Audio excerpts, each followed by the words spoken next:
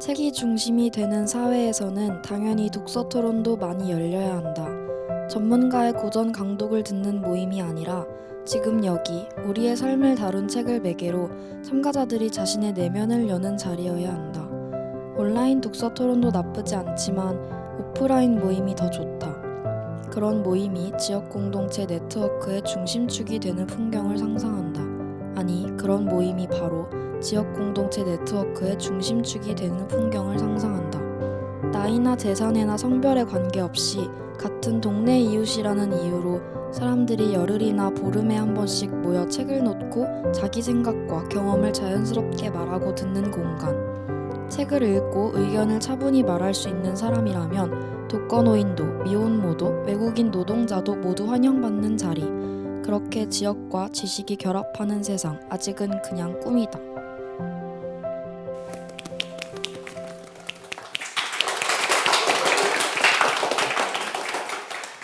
네, 시작하기에 앞서 좋은 목소리로 한 구절 낭독해 주신 우리 김나영님께 박수 부탁드립니다.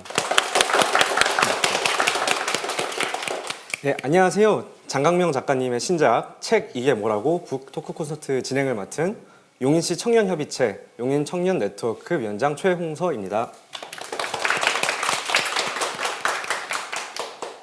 네, 오늘 북 토크 콘서트는 느티나무 도서관 물음표와 쉼표에서 모든 역량을 총동원하여 이렇게 멋지게 준비해 주셨습니다. 물음표와 쉼표에 대해서 잠시 설명드리자면 시민이 소비자에서 창작자로 진화하는 공간이라는 테마로 지난해 중소벤처기업부 지원으로 조성되었습니다. 그리고 이것은 메이커 스페이스로 동네 부엌, 공방, 그리고 텃밭 연습장이 있습니다. 완성된 상태의 지식이 아니라 사람들이 모여서 이야기를 나누고 탐색하는 과정을 통해 지식이 동사처럼 실제로 이루어지는 곳이라고 할 수 있습니다.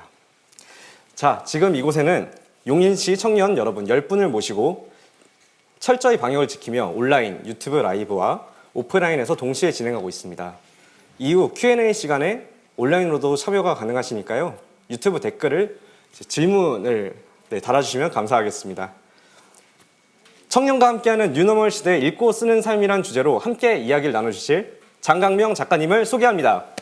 네, 안녕하세요. 소설 쓰는 장강명입니다. 이렇게 귀한 자리 불러주셔가지고 감사합니다. 네, 장강명 작가님 소개를 조금만 더 말씀드리자면 좀 더 친근하게 다가올 수 있을 것 같습니다. 2015년 세계의 다른 작품으로 세계 문학상을 수상한 작가. 매일 하루 8시간 꾸준히 집필하는 작가. 집필 활동 시간을 엑셀로 기록하는 작가. SF 소설과 수필, 단편과 장편, 르포까지 섭렵한 작가. 엘로이의 소설 블랙 달리아를 좋아하는 작가, 맥주와 독서를 좋아하는 작가, 기자 경력을 살려 엄청난 정보력으로 소설을 쓰는 작가, 팟캐스트 이게 뭐라고 진행자, 대표작으로 표백, 열광금지 에바로드, 금음 또는 당신이 세계를 기억하는 방식, 알바생 자르기, 댓글 부대, 5년 만에 신혼여행 등을 집필한 작가. 그리고 이번에 책 이게 뭐라고 라는 신간으로 느티나무 도서관 물음표와 쉼표에 찾아주셨습니다. 고맙습니다.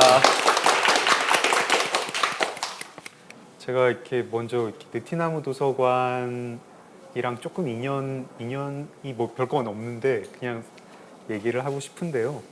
제가 사실은 이 근처에 살았었어요. 동천동에 98년부터 2000년까지 길진 않게 한 2년 정도 살았었는데 여기 이 자리에서는 조금 멀긴 합니다. 근데 뭐 이렇게 걸어가도 뭐 될 만한 곳이었는데 그때는 이렇게 아파트 같은 게 지어지기 전이고 뭐 공사판 좀 한가운데서 살았었거든요.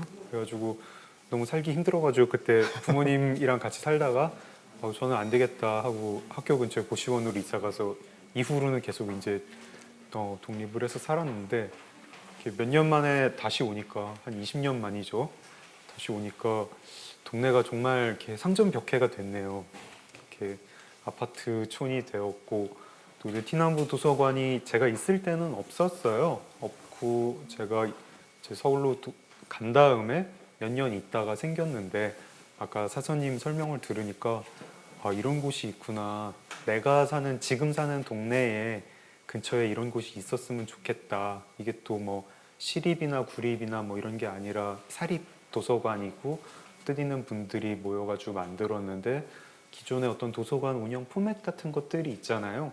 근데 그렇게 운영하지 않고 굉장히 아마 사립이라서 가능하겠지만 뭐 이렇게 지역에 계신 분들이랑 어떻게든 이렇게 뭔가 연관이 돼서 보통 뭐 책만 단순히 놔두는 보관소가 아니라 뭐 어떤 활동 같은 거를 같이 하는 단순히 독서 활동뿐 아니라 뭐 문화 활동, 문화 기획을 하는 공간이 있구나.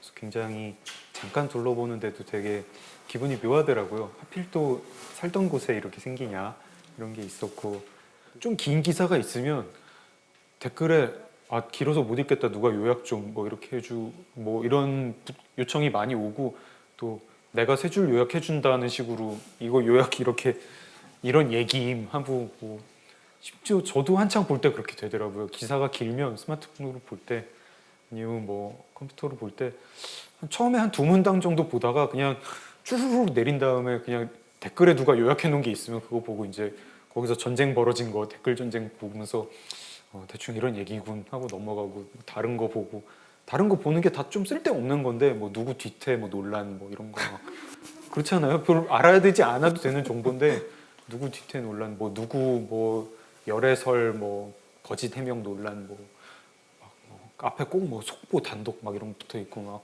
그거 왜 속보로 단독으로 알아야 되는지도 잘 모르겠는데 그러다가 그래서 야 카드 뉴스조차도 가고 이제 세 줄짜리 뉴스의 시대가 됐구나. 이거는 뭐 제가 그 전에 다루던 정보하고 비교하면 제가 그런 비유가 생각이 났는데 그래도 그 전에 제가 다루던 정보는 그래도 좀 식사 같은 거였는데 음식으로 비유를 하자면은요. 이거는 뭐 이렇게 칼로리바 이런 건가? 막 알아야 될 것만 후딱딱 먹고 이렇게 버리는 이런 정보들인가? 제가 요즘 비유하기로는 그런 걸 스낵 정보라고 제가 이름을 붙였어요. 그러니까 꼭 감자칩 같아요. 그거를 한번 이렇게 자다가 다들 그런 경험 있으실 것 같아요. 자는데 괜히 이제 잠자기 전에 뭔가 그래도 핸드폰 이렇게 들고 오늘의 뉴스 같은 거 보면서 잡니다. 자는데 뉴스가 너무 재밌어가지고 막 새벽 1시, 2시까지 깨 있어요. 막 계속 뭐 실시간 검색어 보고 뭐 계속 뭐 알아야 될 뉴스 아닌데도 계속 봐요. 보다가 뭐 무슨 게시판 가가지고 결국 끝이 나게 되고 막 이런 식인데 그게 이제 스낵 정보라고 제가 이름을 붙인 게 그게 꼭 잠자기 전에 감자칩 먹는 거하고 비스무리하더라고요. 감자칩이 열량 높죠. 이것도 이런 이제 스낵 매체의 스낵 정보 매체의 스낵 정보들도 담긴 정보 양은 많아요. 뭐 쓸데없는 정보 양들 뭐 연예인 A 씨가 B 씨한테 뭐라고 뭐 욕했는데 B 씨가 뭐 반박하고 뭐 막 이런 것들 그리고 정보 양은 많은데 그거 거기에 영향이 있다고 봐야 되는가? 제 생각에 영향은 없는 것 같아요. 감자칩 비스무리합니다. 과하게 먹고 별로 노동도 아니고 그냥 쓸데없이 뛰면서 이걸 과하게 먹은 걸 열량을 덜어내고 현대인이 지금 이걸 하고 있습니다. 그리고 이거 뛰거나 운동하거나 이걸 안 하면 바로 몸이 불어나서 건강이 안 좋게 되는 우리의 식습관이 그렇습니다. 근데 우리의 정보 습득 습관도 그 단계에 이른 거 아닌가 저는 그런 생각이 들어요. 좀 예전에 좀 재미없고 약간 지루한데 영향이 높았던 정보들 책이라고 하는 그런 매체들 올드 매체들을 이제 안 하고 굉장히 열량이 높고 자극적이고 중독되는 그런 정보들을 먹으면서 그리고 이제 뭔가 정보 과잉도 어딘가 정신에 좀 건강에 안 좋지 않을까? 이게 제가 최근에 뭐 경험했던 좀 뭐 우울증이라든가 어떤 좀 약간 어지럼증, 현기증 같은 거, 정보 사회를 볼 때 현기증 같은 거 또는 뭐 막 이제 인터넷에서 이런 어떤 싸움이 벌어질 때 좀 부정적인 생각에 내가 휩싸이게 되는 거 그리고 그 젊은 소설가 부부가 이제 경험했던 어떤 좀 안 좋은 감정 상태 같은 게 이런 싸구려 정보들을 과잉 섭취해서 그런 거 아닐까 이런 생각이 들어요. 그래서 좀 지금 이거를 다이어트 하듯이 그런 정보를 우리가 좀 멀리하고 어떤 좀 올드 매체를 좀 좋은 식습관, 좋은 정보 식습관을 가져야 되지 않나.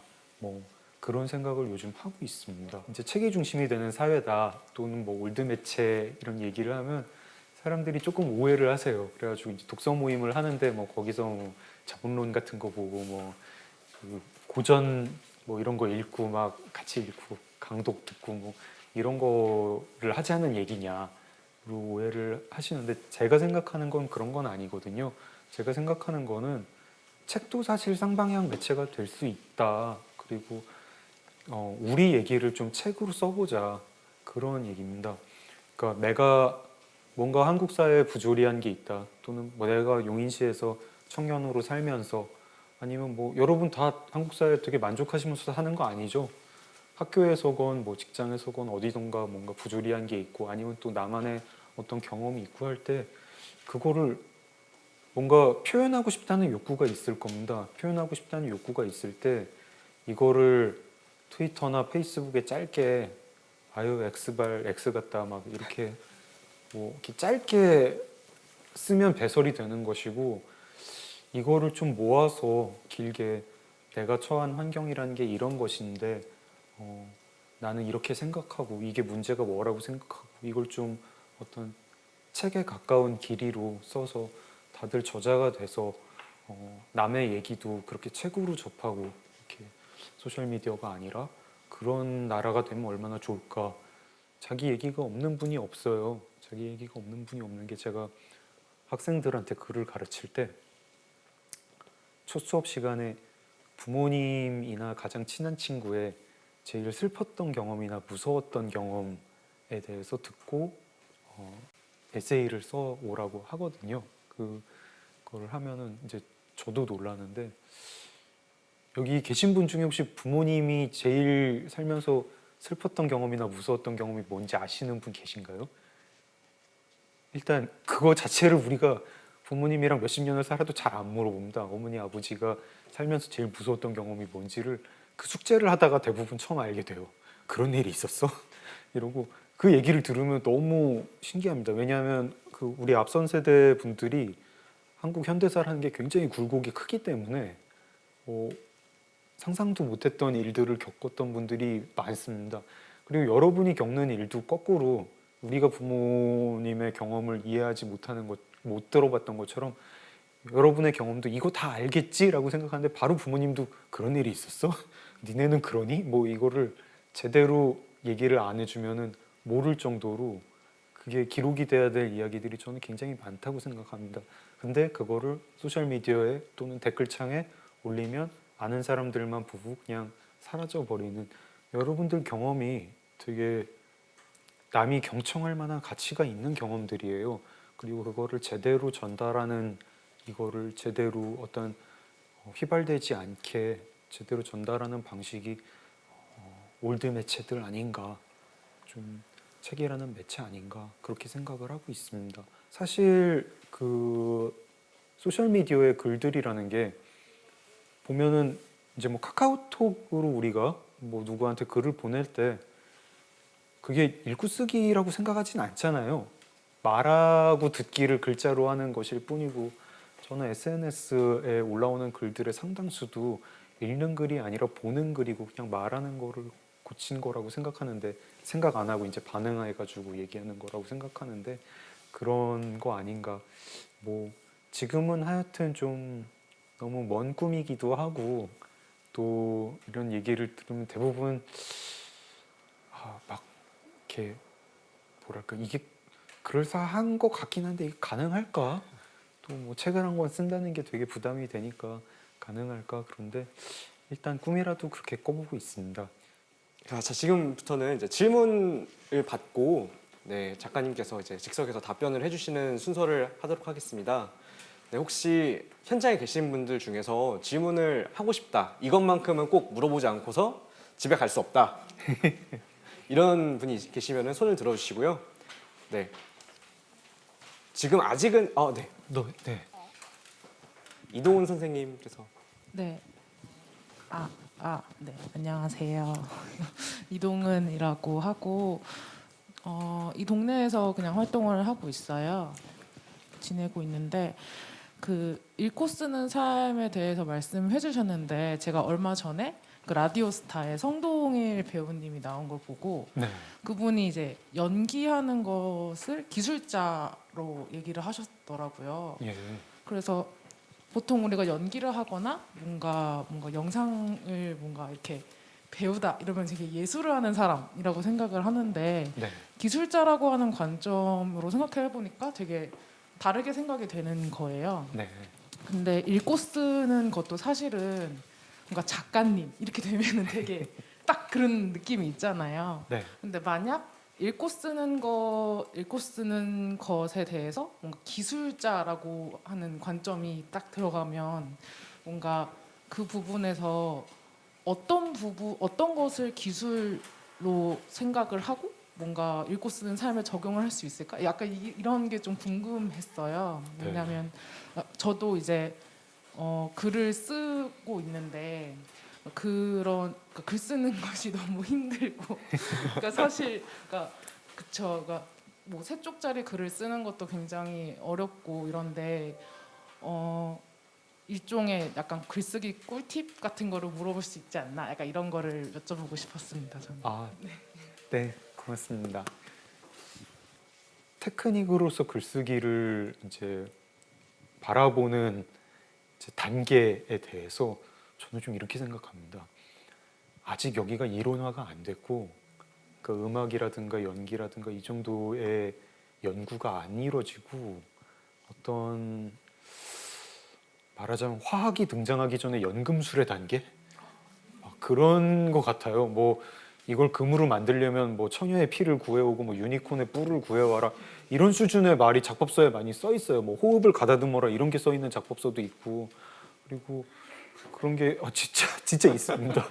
호흡을 가다듬어라 가다듬고 쓰면 좋긴 하겠죠. 근데 뭐 약간 그런 것 같아요. 이게 좀 그래서 어떤 상상도 해보냐면 뇌과학자들이 이걸 연구를 해야 되지 않을까? 뭐 그런 생각도 하고 근데 실제로 또 연구를 하더라고요. 하고 스포츠 과학이라는 분야 생긴 지 몇십 년 안 됐잖아요. 근데 스포츠 과학에 대해서는 과학자들이 이제 스포츠에 대해서는 엄청 맹렬하게 연구를 합니다. 거기에 사실 또 뭐 돈이 많이 걸려 있으니까 그렇겠죠. 하다못해 우리가 몇십 년 전에 비해서 사람 스포츠에 대해서 아는 게 굉장히 많아요. 뭐 수영 선수는 훈련을 어떻게 해야 되는지 과학적으로 분석을 하고 영양 섭취는 단거리 주자는 영양 섭취를 뭘 어떻게 해야 되는지 뭐 탄수화물을 먹으면 그게 단거리 운동할 때는 근육에서 어떻게 분해가 되는지 뭐 웨이트를 할 때 어떤 식으로 훈련을 해야 이게 근육이 쌓이는지 굉장히 과학적으로 연구를 해서 옛날에 스포츠 선수들은 기대하지도 못했던 퍼포먼스들을 요즘 스포츠 선수들은 하고 있죠. 근데 혹시 글쓰기도 그런 거 아닐까? 그렇게 되는 거 아닐까? 뭐 이런 생각도 해보기도 하고 그렇게 되면 그게 좋은 걸까? 뭐 이런 생각도 해보는데 굉장히 테크닉으로서의 글쓰기가 연구가 안 돼 있고 그런 측면이 분명히 그렇게 바라볼 수 있고 그게 글 쓰는 사람 이제 좀 내가 테크니션으로 성장을 하고 싶다는 사람한테 필요한데 연구가 안 돼 있고요. 그래서 그게 아쉽냐 하면은 저는 또 아쉽진 않더라고요. 왜냐하면 세상에서 지금 제일 잘 나가는 작가도 나도 다 똑같이 과학의 힘은 못 얻고 있구나. 만약에 스포츠 선수 같으면 훌륭한 스폰서를 두는 그런 뭐 나이키를 스폰서로 두고 옆에 트레이너가 막 뭐 올림픽에 출전하는 사람이면 옆에 조언해 주는 사람 굉장히 많겠죠. 이런 사람이랑 집에서 혼자 홈트하는 사람이랑 퍼포먼스가 다를 텐데 글쓰기는 그런 거 없잖아요. 그런 거 없어가지고 너나 나나 다 똑같고 뭐 각자 그냥 다 연금술의 단계로 쓰고 있는 상황이라서 그 테크닉은 이제 남한테 조언 들을 건 별로 없고 나한테 맞는 테크닉을 내가 익히는 수밖에 없겠구나. 아, 참 평등해서 좋다 뭐 이런 생각도 좀 합니다. 열심히 써야겠네요. 네. 그렇습니다. 다음 질문은 작가님 뒤편에 이렇게 책들이 이렇게 진열이 돼 있는데요. 네. 그 중에 이제 작가님 작품 중에 네. 한국이 싫어서라는 예. 작품이 있는 서가 네. 나는 왜 이 일을 계속하는가 네. 에 대한 질문입니다. 네. 그래서 이게 어떤 분류의 서가이고 그리고 또 한국이 싫어서는 또 어떤 내용의 책인지. 네. 이거 서가는 사실 뭐 제가 설명을 드리는 게 어떨지 모르겠는데 느티나무 도서관의 이제 책 분류 방식이 이렇다면서요. 뭐 보통 우리가 도서관에 공공 도서관에 가면은 책 이름에 뭐 이용 뭐 878점 뭐 기억 뭐 이렇게 돼 있고 하는 게 그게 이제 뭐 듀이 분류법인가요? 뭐 그런 어떤 문헌정보학과 가면 배우는 어떤 책 분류하는 방법이에요. 그래가지고 대부분의 공공 도서관은 그렇게 분류를 하고 있는데 느티나무 도서관은 제가 설명 듣기로는 주제별로 그러니까 뭐 듀이 분류법 그 10진 분류법에 따르면 소설은 소설 코너에 있고 뭐 사회학 서적은 사회학 서적 코너에 있는데 느티나무 도서관은 나는 왜 이 일을 계속하는가 코너에 한국이 싫어서도 있고 뭐 노동의 배신 같은 책도 있고 뭐 그러니까 사회학 책도 있고 픽션도 있고 이런 식으로 근데 좀 이렇게 분류를 한다고 들었습니다. 좀 색다른 것 같아요. 어쨌든 우리가 도서관에 가서 내가 어떤 의문을 품고 도서관을 찾아가는 사람, 나 왜 이런 일을 하는가라는 의문을 품고 도서관을 찾아서 내가 책 추천을 받고 싶을 때에는 이런 분류법이 되게 도움이 되겠죠. 일반 이제 10진 분류법으로 분류하는 데 가면 나는 왜 이 일을 하는가에 대해서 고민이 많은데 어딜 봐야 되지 하고 좀 헤매게 되잖아요. 그게 뭐 청소 코너에 가야 되는지 사회학 코너에 가야 되는지 좀 헷갈리게 되는데 되게 이런 거 재밌고 좀 이런 게 좀 지역에서 도서관 이용자분들한테 친근하게 다가갈 것 같습니다. 혹시 그 벽돌 책 중에 네. 이번 달에 쓰고 계시거나 아니면 그동안 쓰셨던 것 중에 가장 인상 깊었던 책이 있으신가요? 이제 벽돌책 칼럼에는 한번 썼고요. 스티븐 핑커의 선한 본성, 우리 본성의 선한 천사, 우리 본성의 선한 천사라는 책이 있는데요. 이거 굉장히 추천합니다. 제가 특히 이제 젊은 분들한테 추천하는 게요. 이게 이제 뭐 빌 게이츠가 뭐 추천사가 엄청 여기 있군요. 빌 게이츠가 내 평생 읽은 책 중에서 가장 중요한 책이다 이렇게 얘기를 했는데 그게 정말 과찬이 아닌 거예요. 사람 인생을 바꾸는 책이 사실 그렇게 많지 않잖아요. 근데 이거 정말 인생 바꿀 만합니다. 뭐냐면 저는 이 책이 이제 나온 지가 몇 년 안 됐거든요. 한 2015년에 나왔나? 뭐 그래서 제 인생이 바뀐 거는 이제 상대적으로 늦은 거죠. 이 책 때문에 바뀐 건 이제 뭐 30대 끝물에 이걸 읽었으니까. 근데 이거를 읽으면 인간에 대한 믿음이 생깁니다. 그 내용은 이제 짧게 요약하면은 어쨌든 간에 인간 역사에서 폭력이 계속 감소하고 있다. 우리 되게 직관적으로 안 와닿죠.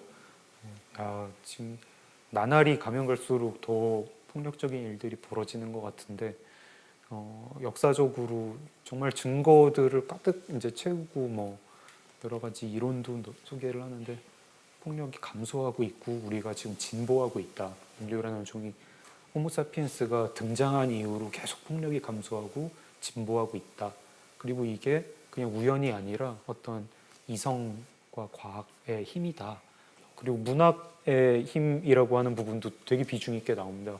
읽으면서 정말 감동했고 문학도 도움이 크게 됐구나. 18세기의 어떤 인도주의 혁명이라고 18세기 기점으로 폭력이 확 줄어드는 때가 있는데 그때 어떤 문학의 효과였던 걸로 저자는 분석을 합니다. 그래서 그 전까지 좀 그런 생각이 있었거든요. 제가 이제 뭐 종교를 믿는 사람도 아니고 뭐 약간 허무주의 경향이 있는데 야, 뭐 역사가 뭐 발전을 하는 거냐? 계속 사람들 뭐 이렇게 인간의 욕심은 끝이 없고 했던 잘못을 되풀이하는 게 인간의 역사 아니냐? 그러다가 우리 이제 막 위험한 것들 뭐 핵무기니 뭐니 이제 쥐게 되면서 그냥 틈만 나면 이제 다른 사람들 착취해 먹으려고 하고 대량 말살을 이제 저지르는 그런 종족들 아닐까? 그러면서 약간 인간 혐오적인 그런 것도 있었는데 책 읽으면 생각이 확실히 바뀝니다. 그리고 이제 지금 현재는 이 책에 이제 엄청난 팬들이 뭐 학계에 많아가지고 이 책이 이제 펼친 논의를 뒤로 계속 더 나아가는 뭐 마이클 셔머 같은 사람들이 이제 그런 걸 얘기를 하는 사람도 있고 어떻게 보면 이제 논쟁 중인 책이에요. 너무 거대한 주장이기 때문에 반박하는 학자들도 많이 생겼고 이제 나온 지가 이제 몇 년 안 됐으니까 한창인데 어쨌든 간에 이거는 한 10년, 20년, 30년 뒤에도 고전이 될 책이라고 생각을 해요. 네, 이번 책에서 유튜브로 검색하는 아이들에 대한 언급을 하셨는데요. 네. 요즘 아이들뿐만이 아니라 영상이 우리 삶의 많은 비중을 차지하고 있는 것은 부정할 수 없을 것 같아요. 네. 책 말미에 독서 그 자체만큼이나 독서 전 단계가 중요하다고 말씀하셨는데 아직 독서 그 자체를 즐기지 못한 이들을 위해 독서 전 단계를 고민하는 이들을 위한 팁을 알려주신다면은 그냥 이제 가까운 도서관에 가서 뭐 느티나무 도서관이 또 그런 게 좋은 게 제가 오늘 느티나무 도서관 홍보 참 열심히 좀 도서관에 만화책이랑 그래픽 노블이 있더라고요. 그래서 아 이거 너무 좋다. 이제 처음에 가서 부담 안 가는 책부터 내가 읽고 싶은 거부터 어린아이들이 읽었으면 좋겠는 거예요. 처음에 좀 뭐 나루토도 읽고 막 이러다가 나루토 읽다가 청소년 소설로 넘어가고 뭐 그래픽 노블을 읽다가 넘어가고 이렇게 글자를 읽는 것 자체가 그렇게 힘들지 않은 것들부터 읽고 내가 읽고 싶은 거 재밌는 거부터 읽어야 그렇게 해서 좀 그게 책에 재미를 붙이는 거기도 하고 뭔가 좀 주체적인 인간이 되는 것 같기도 해요. 아니 이렇게 사적인 일인데 독서라는 게요. 사적인 일이고 어차피 내가 읽고 싶은 책을 읽는 인간이 성인이라고 해야 될 건데요.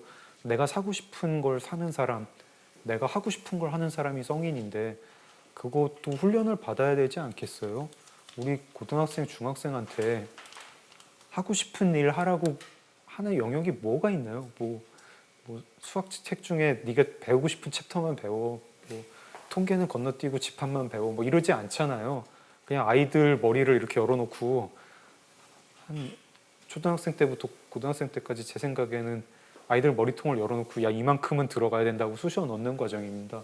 뭐 네가 하고 싶은 거 해라라고 하는 게 별거 없습니다. 근데 책 읽는 거라도 네 읽고 싶은 거 읽어라. 고등학생이 읽어야 될 권장도서 제가 볼 때 고등학생이 읽어야 될 권장도서도 아니고 뭐 네가 네 인생에 좀 도움이 될 만한 아니면 뭐 이 순간을 즐기고 싶은 그런 거 읽어라라고 그 경험을 좀 자율적으로 자기가 선택하는 경험을 좀 쌓아야 되지 않을까. 그게 이제 뭐 거창하게 하면 독서의 전 단계인데 독서만큼이나 중요하지 않나 그렇게 생각을 하고 있습니다. 모차르트 에피소드를 얘기하면서 내가 할 수 있는 일과 해야 하는 일이 서로 싸운다라고 네. 한 부분에 대해서 굉장히 많이 공감을 하신 분이 계신답니다. 아, 네, 일과 삶에 대한 고민, 직업과 직장을 선택하는 저마다의 기준이 있을 테지만 아직도 고민 중인 이들을 위해 작가님은 어떤 기준을 가지고 계신지 궁금합니다. 덧붙여서 제가 사실 궁금했던 거는 네. 글을 쓰는 장강명과 영업사원 장강명 사이에서 굉장히 많이 고민을 하셨다고. 아, 네. 근데 이런 거는 말씀을 드릴 수 있을 것 같아요. 그 하고 싶은 일이랑 해야 하는 일이 이 같아지는 거, 그러니까 하고 싶은 일로 돈을 번다는 게요 정말 좋습니다. 그게 되게 일을 하는 게 저도 이제 하기 싫은 일로 돈을 번 적도 좀 있었죠. 그 기자 되기 전에 다른 회사도 잠깐 다녀봤고 그때 내가 이 일로부터 소외돼 있다는 어떤 그런 느낌이라든가 일을 하면 할수록 영혼이 빠져나가는 것 같은 느낌. 또 뭐 잔인하게 얘기하시는 분들은 이렇게 직장 생활의 본질이라는 게 내 젊음을 파는 것이다, 시간을 파는 것이다. 그거가 여기저기 이혁진 작가님의 누운배에 나오는 대사예요. 직업의 본질이 내 시간을, 내 젊음을 파는 게 내 직업의 본질이다. 근데 그거 이상 할 수 있습니다. 우리가 직업으로 자아 성취를 할 수 있고 그렇게 되면 너무 좋고요. 다들 이제 이 자리에 계신 분들이나 용인 시의 젊은 분들 그런 거를 목표로 삼아 보시기를 바랍니다. 근데 그 지름길로 못 갈 수 있고요. 지름길로 못 갈 수 있고 약간 일단은 먼저 안전하게 만든 다음에 가야 되는 게 맞는 것 같습니다. 저 같은 경우에는 그래서 지금 이제 뭐 소설가로 일을 하면서 가끔 이제 제 책을 팔아야 되는 영업사원이 되기도 하잖아요. 근데 큰 틀에서는 큰 틀에서는 하고 싶은 일로 돈을 버는 사람이라서 굉장히 만족하고 감사해 하고요. 근데 이 하고 싶은 이 일의 소설가, 지금 이제 전업작가, 한국에서 전업작가로 해야 되는 일들의 약간 세부 사항 중에 몇 가지가 이제 좀 영업이라든가 그런 식으로 좀 삐져나와 있는 거죠.